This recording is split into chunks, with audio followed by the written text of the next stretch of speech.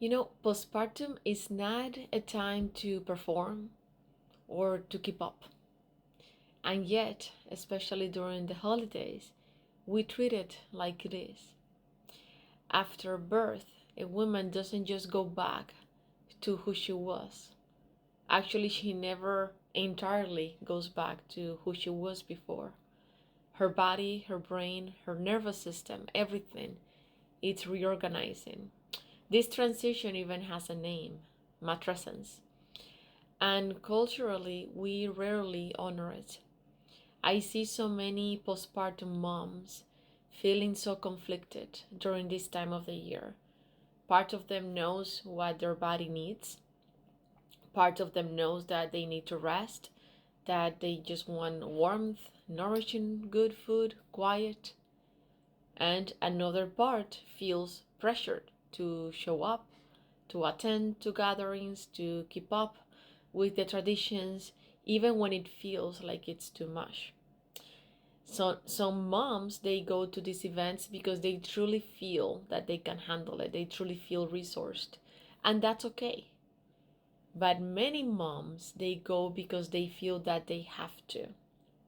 And that difference makes all the difference. That difference really matters. Postpartum, that phase, that stage, is not a time for stimulation or for output. It's actually the opposite. It's a time for healing and for the nervous system to get regulated. When moms keep overriding their need for rest, the traveling, the socializing, being in loud, overstimulating environment, her nervous system stays on high alert. And over time, that increases the risk for postpartum anxiety, low mood, burnout, and an overall feeling of disconnect from herself.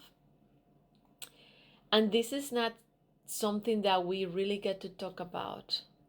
This is not something that we as a culture we pay attention to. And babies don't really benefit from none of these events, from none of these parties. They don't need loud rooms, bright lights being passed around, or disrupt their routines. They need peace. They need quiet. They need predictability. And most of all, they need a mother who feels regulated and supported. A regulated mom is the most important environment that a baby has. And when we keep on pushing traditions that ignore matrescence, that ignore this important rite of passage and the needs of babies, we're not really honoring that connection. We're just giving priority to the comfort of adults and, nostalgia over what's actually supportive. And honestly, it's no wonder. It is really no wonder so many moms, they struggle emotionally after postpartum. We do not honor matrescence and we don't protect what babies truly need. What actually helps, it's so simple, but it requires a shift. It requires a transformation of perception. It requires a shift basically. Supporting a postpartum mother looks like letting go of expectations, offering help instead of pressure, bringing food instead of asking for visits, respecting boundaries without guilt or disappointment. Sometimes the most loving thing you can say is, I understand. Rest. We'll be here when you're ready. What do you need? What can we do for you? Choosing rest over gatherings is not rejection. Choosing to stay during these holiday seasons, choosing quiet is not antisocial, and choosing boundaries is not a selfish act. It is responsive.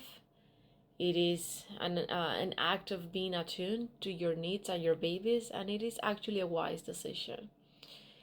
There are seasons in life where care matters more than continuity, and postpartum is one of them.